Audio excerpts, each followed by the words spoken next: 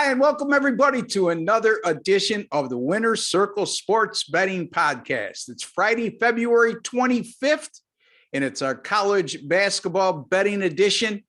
And my guy on the other side of me, Mr. Chip Chirimbus, a guy I'm proud to call a friend and confident when I tell you, one of the best handicappers of the last 4 decades right here, folks. We're very lucky to have him. Chipper, how are you, my friend? I'm rolling along, Ross. Thank you very much for all the accolades. You know, it has been a great month for both of us. And we have some similarities in numbers we're talking about. We knew it would happen. The college basketball season is rolling along and, football's out of the way. No more distraction there. And we also have the NBA to attack right now, the second half of the season. And it's always been a glorious part of the year. So I'm really happy about where we are right now and where we're going. Conference tournament play starts next week in some conferences. So tomorrow being Saturday, the 26th, we're going to give you 2 free picks for tomorrow's card, but it's the last full regular season card of the season. I'm sad to see that go because I love the challenge of these big boards, and I've done awfully well, and you've done awfully well the last couple Saturdays, and college basketball overall has been tremendous to me. I've gone 8-1 with my last 9. And 23-8 with my last 31 in college basketball, folks. Been on fire. And Chipper, you have a nice Megabucks winning run. Yeah, not only that, I'm 12-2 last 14 the last week. And my Megabuck run is over the last 30 days, 22 wins, 8 losses. And that includes this triple overtime loss, Ross. You win the game 3 times and you still get beat. Getting points with Xavier against Providence, a great basketball game. But that's why we call it gambling. And we're here to overcome that. I came back with 2 more winners right after that. So I'm still pretty excited. Yeah. Nothing worse than losing a game in overtime when you have the underdog. So, or should say not covering with an underdog in overtime because you already had the game won, 3 times. I remember the old days, the local books used to stop the over and unders and everything else at the end of regulation time. I never was aware of that, to tell you the truth, but I think in Las Vegas, you can proposition that, to be the final score at the end of 60 minutes and no overtime. A lot of your life in the handicapping industry has been in Las Vegas. So that's never been affecting you. The best thing that happened is legalized sports betting now, because you don't have to deal with these local guys playing shenanigans. And that's exactly what I was just alluding to. And it's more difficult to get into trouble because your money has to be up front. Exactly. So, you're not betting on credit. I mean, you're taking the criminal element out of everything. I agree. We're much better off. Yeah. So anyway, Chip, anything you want to discuss in the world of betting before we get to the free picks? And not really, other than the fact that I think if we look toward the Final Four, which I very rarely do, but now people are starting to question me, what do you think? And I think Auburn is very solid. I like them as a club, but in my heart, I don't think UCLA can get there. I've seen them, and I think Gonzaga's got a legitimate chance. And right now, that's where my money would be, on the Bulldogs, the Zags. And I think maybe it's their time. Last year they were favored to be there the whole time, and Baylor had the momentum, the rhythm, and Baylor was the better team. They showed that. And this year Baylor's not quite the same. Maybe Kansas can give you some problems, but I think Gonzaga's the side right now. Yeah, I think Kansas is not as good as their record and ranking indicates. That's me. That's just my opinion. I'm going out on a limb when I say that, certainly, but they're certainly not as good defensively as they've been in recent years. And I'll tell you a team that I really like, and I think I mentioned this to you a couple of times, but sorry if I'm repeating myself. Texas Tech. That's a team to keep an eye on, folks. They can create some havoc come the NCAA tournament. They play terrific defense. They're very physical.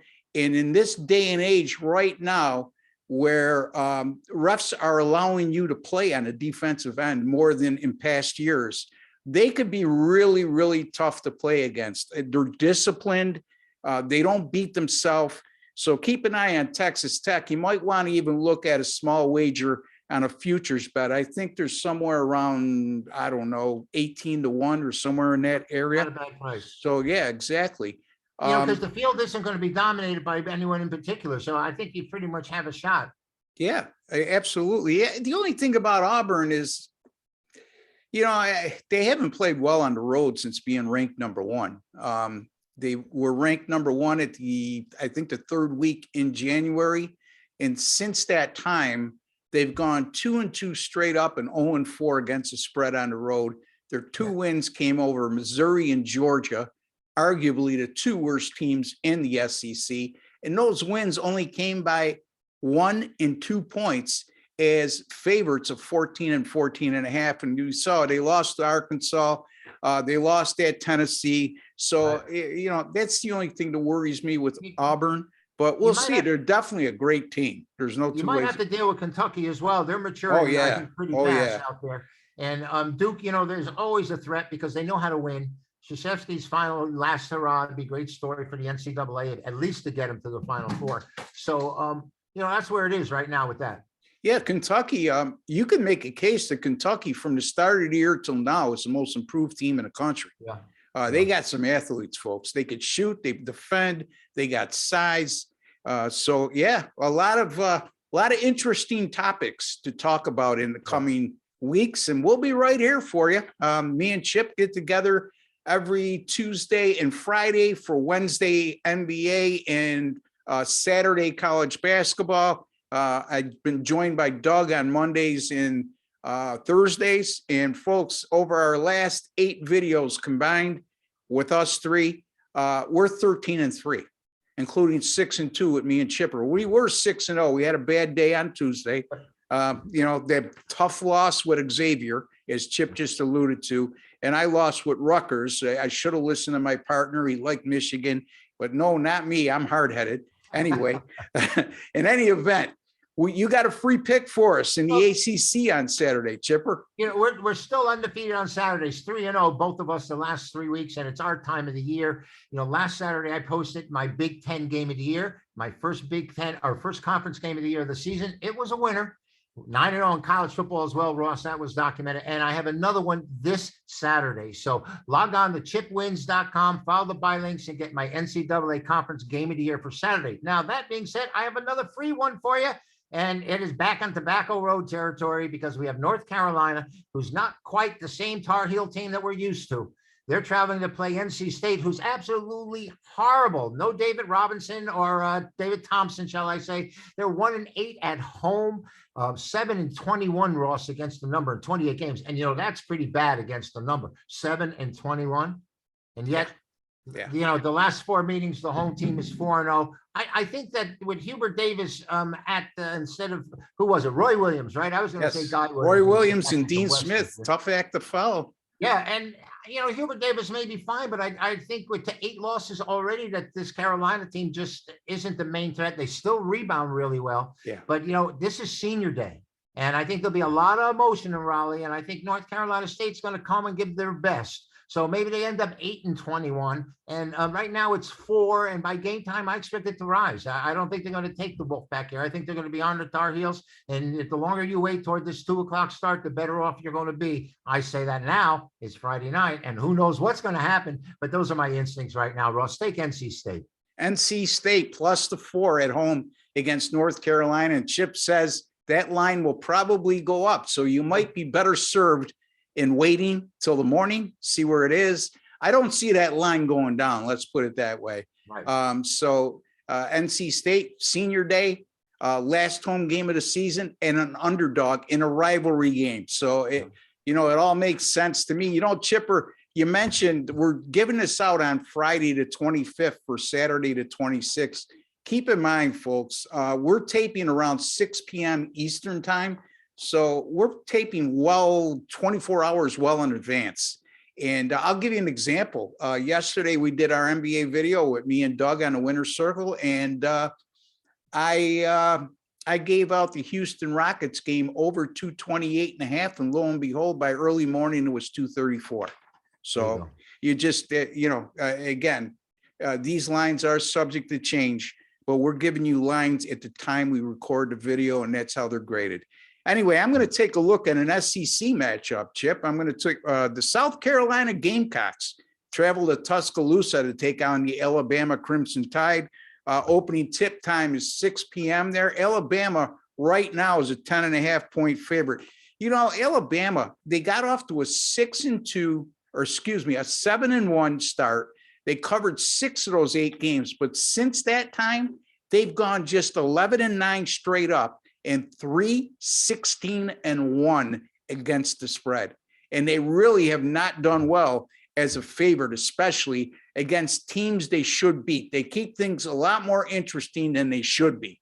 South Carolina, on the other hand, they've gone 4-0 straight up in ATS in their last 4. They've gone a respectable 4-3 straight up in ATS in conference road games this year. And this is also a Gamecocks team, easy for you to say, Chip, a Gamecocks team that's 8-2 against the spread in their last 2, and they won 7 of their last 10 overall straight up.